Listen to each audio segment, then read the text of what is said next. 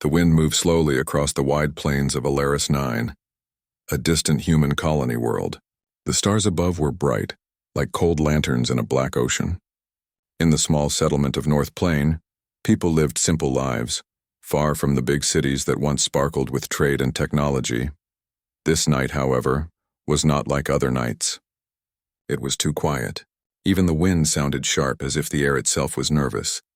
The villagers gathered in the center of the square. They were not there by choice. They were there because the overseers had called them. The overseers were tall, strange beings with pale skin that almost glowed in the moonlight. They had come many years ago and taken control of Alaris 9. They believed they were smarter and stronger than humans. They gave orders and the humans obeyed. The overseers walked into the square with their usual slow, confident steps. Their silver uniforms reflected the twin moons above. One of them held a long rod that shimmered with blue light. That rod was a sign of power. No one dared to challenge it. Behind the overseers, the villagers stood in silence. Mothers held their daughters close. Fathers lowered their heads. Children looked up with wide, confused eyes. No one truly understood why this gathering was happening. They only knew it wasn't good. Then the main overseer spoke. His voice was smooth and calm, but there was no kindness in it. "Line up your daughters," he said. A cold wave moved through the crowd. People looked at one another, some shaking their heads slowly, some biting their lips. Mothers began to cry quietly. Fathers placed their hands on their daughters' shoulders, their faces pale as moonlight. This was a ritual the overseers had started months ago. They would call the young girls of the village to stand in a line. No one knew the real reason. The overseers said it was for testing, but the way they stood, the way they watched, it never felt right. It felt like control, like they wanted to remind the humans who ruled this world. In the middle of the crowd stood a man named Elias Ward. He was not young anymore. His hair had silver at the edges, and his hands were strong and rough from years of work. He used to be a captain in the human fleet a long time ago, but now he lived as a farmer. He liked quiet mornings and watching the sun rise over the golden plains, but tonight there was no peace in his heart. He watched as one by one, the mothers slowly pushed their daughters forward. Little hands trembled. Some girls cried. Others tried to stand straight, trying to be brave even though they didn't fully understand. Elias's jaw tightened. His chest burned with something old and familiar, the feeling he had long buried. The overseers smiled. They loved this moment, the moment when fear filled the air. "Faster," one overseer said softly. "Do not make us wait." Elias had heard that voice many times. It was smooth but sharp like a blade. That voice had taken away the village's pride. That voice had made everyone bow their heads. But Elias was not looking at the overseers. He was looking at the faces of the girls. One of them, Mara, was the daughter of his neighbor. She was only 9. She held a small wooden doll in her hand, gripping it tight. Her lips were shaking. Her eyes searched the crowd, hoping someone would tell her it was going to be okay. Elias took a step forward without even thinking. The overseers continued their work.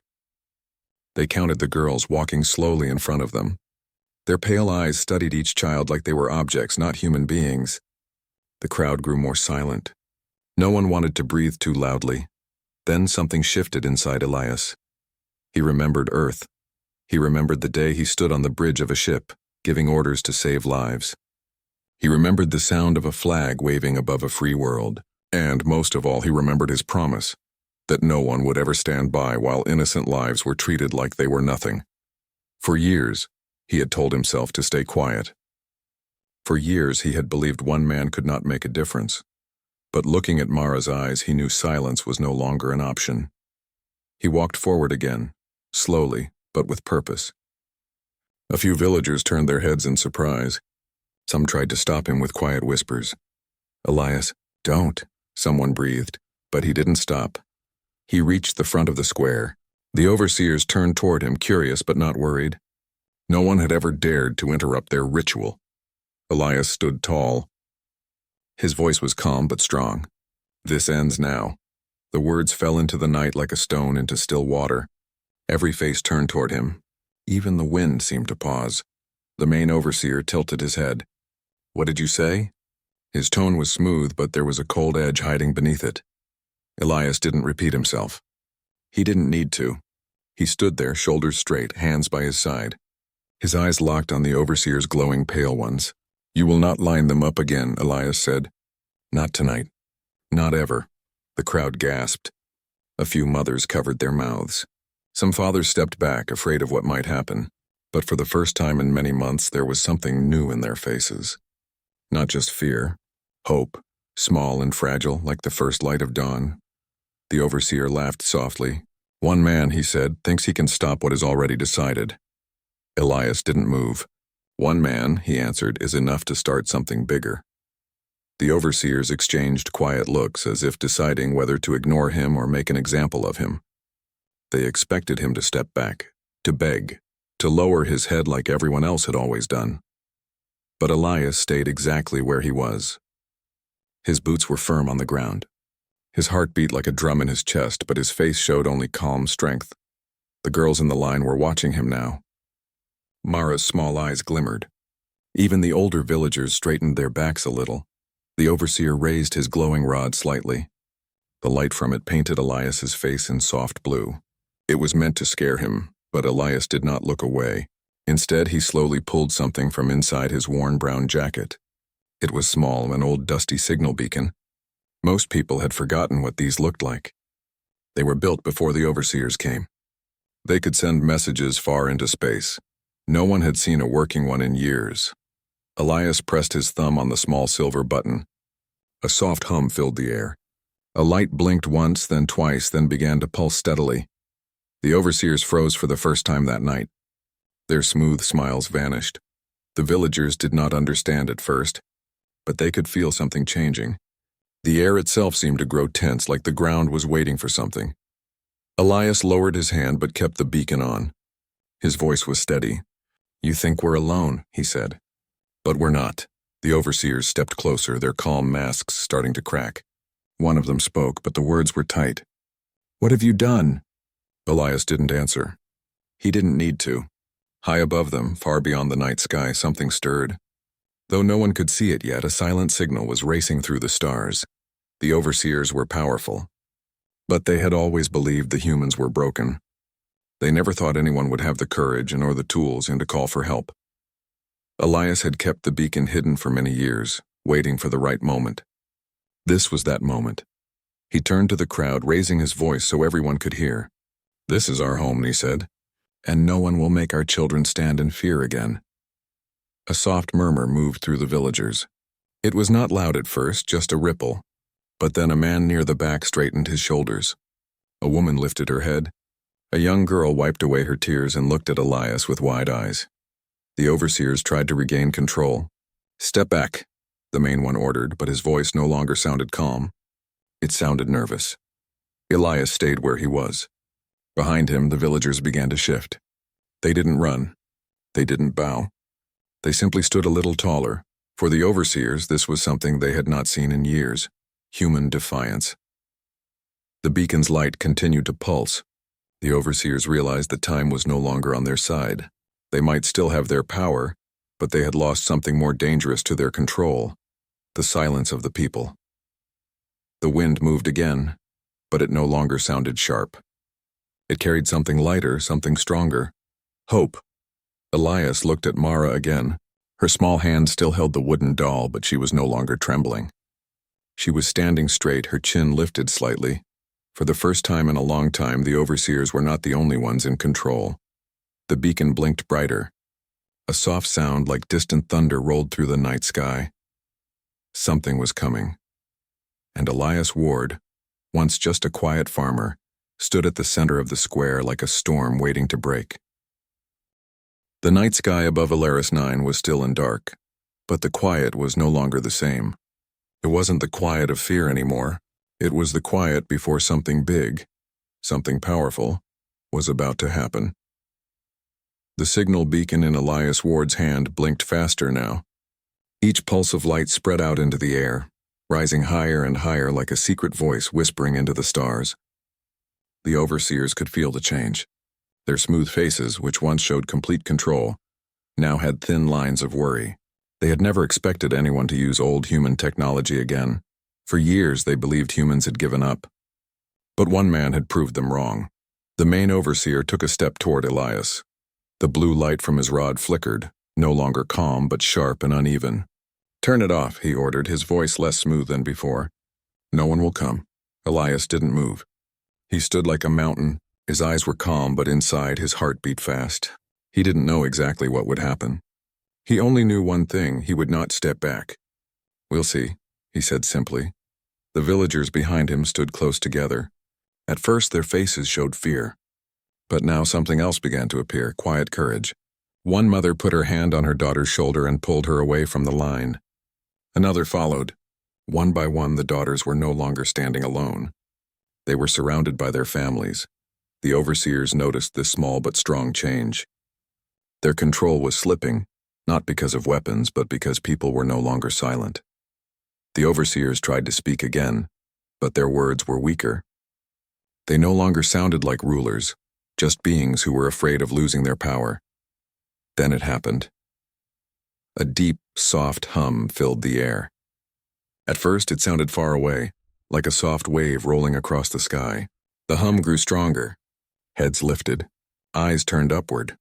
The stars above the village seemed to shift. Something was moving between them.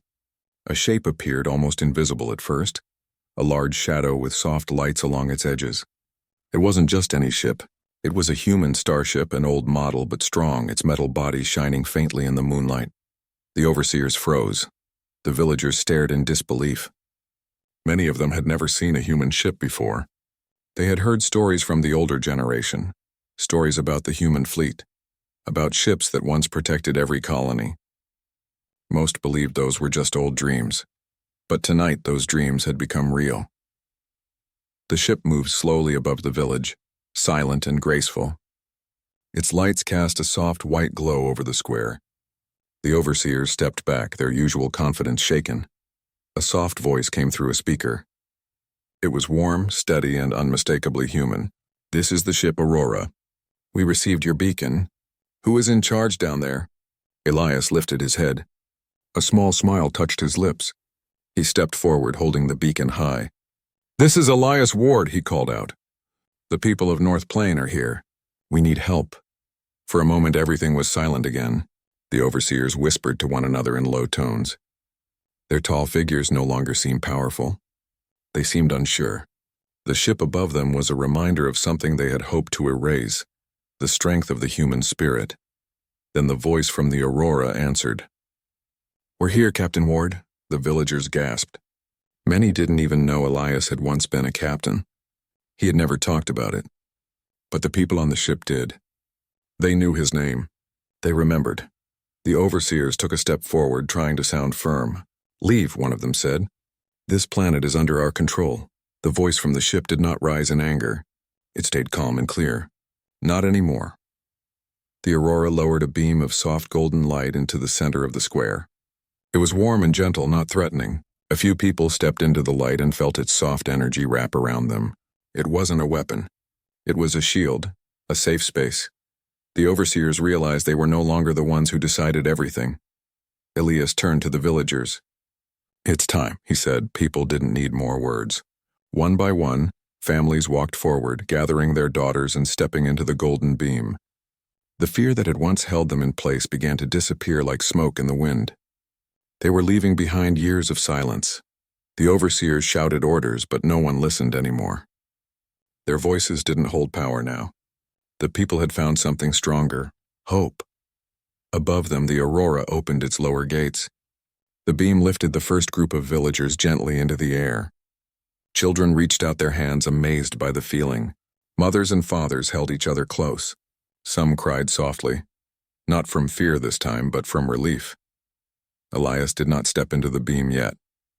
He stood facing the overseers, his boots pressed into the ground like roots of an old tree. The overseers stared at him, not knowing what to do. For the first time, they had no control. The main overseer's voice trembled. "Why are you doing this?" Elias answered quietly. "Because they deserve to live free." The overseer's pale eyes narrowed. He was used to fear, not courage. Elias didn't move. The beacon in his hand was still glowing, though now the ship above was clear and strong. The overseers stepped back, their usual proud posture fading away. Then more voices came from the sky. They were coming through the communication line. This is Fleet Vessel Solaria joining the Aurora. This is Fleet Vessel Horizon. We have received the signal. This is Fleet Command. Alaris 9 is no longer alone. The overseers looked up. More shadows appeared in the sky. The stars were no longer silent. One after another, human ships came into view, forming a wide circle around the colony. Their lights shone like bright beacons across the night. The villagers stared, their hearts beating fast. For so long they had felt forgotten, but now the sky was full of help, full of their own kind. The overseers realized they were outnumbered, but more than that, they realized something far more dangerous to them. They had lost the people's obedience. One mother turned and faced the overseers directly. Her daughter stood beside her, no longer crying. Others followed. Their faces were tired but firm. For the first time, the overseers were the ones who felt small. The Aurora's captain spoke again. People of North Plain were opening transport lanes. You are free to choose. No one here belongs to the overseers anymore. Elias finally turned toward the beam. Mara, the little girl with the wooden doll, was standing inside it with her mother. She looked up at Elias with bright eyes. She wasn't afraid anymore. Elias smiled softly. He had waited a long time to see that look. The look of a child who believed in the future. He took a deep breath, then stepped toward the beam. But before he entered it, he looked back at the overseers one last time. This world belongs to its people, he said. The overseers did not reply. Their tall figures now seemed less like rulers and more like shadows fading at sunrise. Elias stepped into the golden beam. A soft wind wrapped around him as he rose slowly toward the ship. He looked down at the square below, the place that had known so much fear for so long. Tonight that fear had ended. As he rose higher, he saw more villages lighting up in the distance. The beacon signal had not only reached the Aurora, it had reached the whole fleet. Ships were landing across the plains. Lights shone from town after town. This was not just the rescue of one village. It was the beginning of a new chapter. Inside the Aurora, the air was warm and filled with quiet voices. Families held their daughters close. Crew members helped them with soft smiles and gentle hands. No one shouted. No one commanded. The ship felt like a promise. Elias walked slowly through the hallway, his boots echoing softly. A young officer saluted him as he passed. "Welcome home, Captain Ward." He smiled faintly. "It's good to be back." The captain of the Aurora, an older woman with bright, calm eyes, met him at the command deck. "You did what many had forgotten could be done," she said. "You lit the first spark." Elias looked at the screen showing the ground below. The overseers were still in the square, but their control was gone. The people were gone too, and carried to safety. Above, the sky was filled with human ships. It was a sight that could change everything. "I didn't light it," Elias said softly. "They did. I just reminded them how." The captain nodded. "This will not be the last world we free." Elias stood at the window watching the stars. For years he had thought the fight was lost. He had believed the overseers had taken everything. But tonight he had learned something different. Sometimes hope only needs one voice to rise. Down on Alaris 9, the golden beams lifted the last groups of villagers. The night wind carried no cries now. Only soft laughter. Only the sound of a future opening. The overseers remained silent. They had ruled through fear, but fear had broken the moment a single man had stepped forward.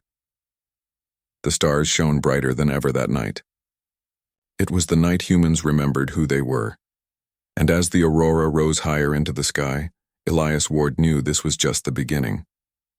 There were other villages, other worlds, other people waiting for a light in the dark, and he was ready.